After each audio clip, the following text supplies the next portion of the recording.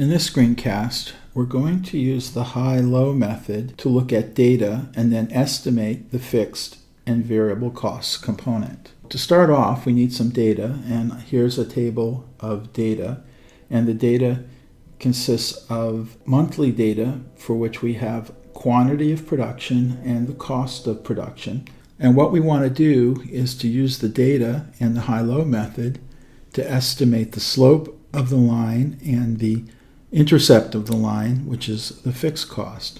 So in terms of an equation, it turns out that we know this and we know this, but what we don't know are the fixed cost and the variable cost. So now we want to use the high-low method, and we want to estimate the cost equation. And I'll repeat again, what we don't know are the fixed cost and the variable costs per unit. Now, the high-low method essentially works by picking the high and low quantity. And in order to get the high and low quantity, I put the data into a spreadsheet. So I sorted on quantity. Now, the reason for that is because we want to use quantity to predict cost. So quantity is the independent variable, and so we're going to use the independent variable to determine which is the high or the low. And as you can see, May is the high and January is the low. Now you want to be careful here not to be tempted to look at the wrong column when you're picking the highs and the lows. Sometimes people will say, well, this is a high and this is a high, and they might go, well, this is the low and this is the low, and then they're tempted to match these up, right? That would be wrong. So what you want to do is, if you're going to say that the high month is May with 7,660, then you have to use the cost for May. And if the low month is January with 5,990 units of production, then you have to use the cost for January. Mixing and matching will lead to wrong answers. So now we can throw away all of the data and just keep May and January. And that's the data we're going to use to estimate the variable cost and the fixed cost. Now, the way this works essentially is we want to estimate the slope of the cost curve first. In other words, we want to solve for this, the slope that I've highlighted. And the way we do that is from high school algebra, right, is just the rise over the run. And we've actually calculated. So the rise is the change in the cost, that's the rise, and the run is the change in the quantities. And so if we use the rise over the run, we're going to get an estimate of the variable cost. In this example, and then taking the delta in the cost and dividing by the delta in the quantity, we end up with the slope of $21.852. So we're halfway there. Now, remember, we had a cost equation, total cost equals fixed cost plus variable cost per unit times quantity. And let's remember what we know. We're going to know the total cost. We've now estimated the variable cost from here.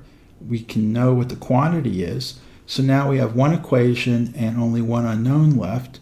So we want to solve for the unknown, which is the fixed cost. All right, so how do we do that? We take the equation and then we rearrange it to solve for the fixed cost.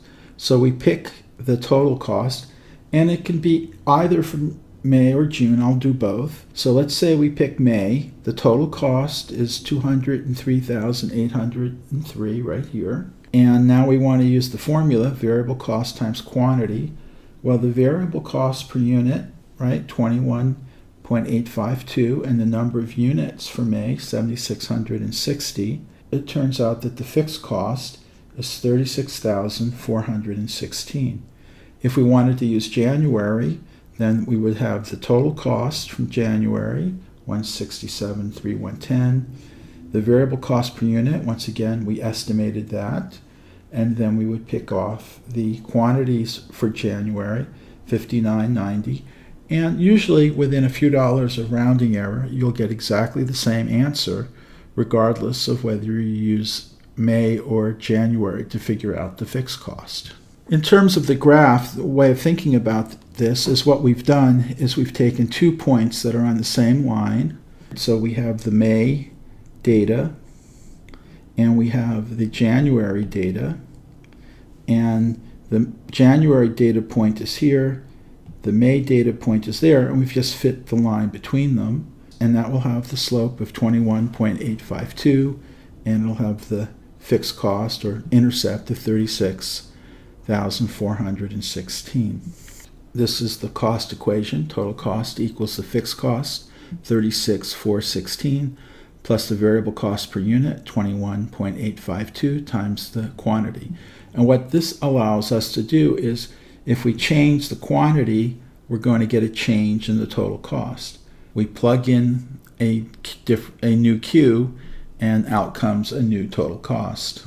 If we want to have a total cost when there are 6,000 units of production, we would just take the fixed cost, 36,416, that's here, and we're going to add that to the variable cost for 6,000 units. So the cost per unit, 21.852 times 6,000, and that should be equal to 131,112. Add them up, right? So 36,416, and we're going to get the total cost, and that total cost is $167,528.